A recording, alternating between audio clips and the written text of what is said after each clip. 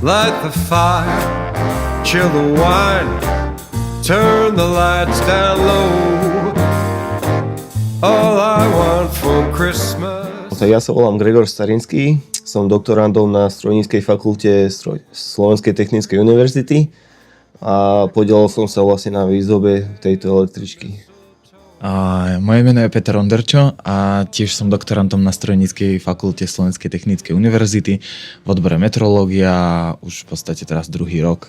A takisto som sa podielal na výzdobe vianočnej električky vo forme koordinátora. Kto prišiel s nápadom otvoriť takúto formu kaviarne na Miletičke? No prvoplánovo to bolo len ako výzdoba, aby bola len ako taká statická exponát ako električka. Ale keďže sme na trhovisku, tak trhovisko dostalo tiež nápad, aby sme si tu otvorili vlastne takúto kaviareň.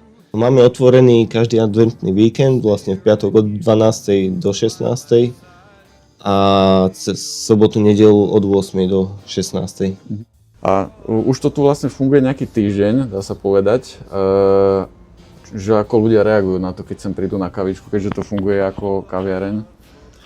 Tak ľuďom sa tento projekt veľmi páči, oni sú z neho nadšení, veľmi radi si tu prídu posedieť, vychutnať si kávu alebo čaj. Tento víkend dokonca budeme variť v nedeľu aj punč, takže rozširujeme našu ponuku. No a napríklad z niektorých takých reakcií by som vypichol práve pani, ktorá prišla, si vypýtala latte a chcela platiť kartou, tak tým, že sme študenti, tak v podstate všetko dávame za dobrovoľný príspevok a nemáme tu v podstate ani terminál, čiže vedia nás podporiť práve takouto formou. Zákazníci okrem kávičky a čaju môžu dostať ešte aj krásny darček, ktorý tu vyrábate asi aj na mieste. A to sú vlastne 3D tlačené vianočné ozdoby, ktoré sú priamo s motívom tejto električky, tak neviem, či sa k tomu niečo viete povedať ešte? Áno, je to tak. Ku kavičke a čaju vedia dostať ešte pamätný lístok, ktorý v podstate sme vytlačili už v škole a majú ho tu nastrihaný, vedia si ho označiť.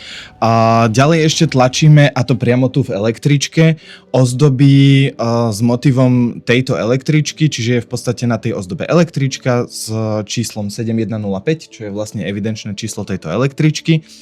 A tlačíme dva vianočné motívy, čo je gula a stromček.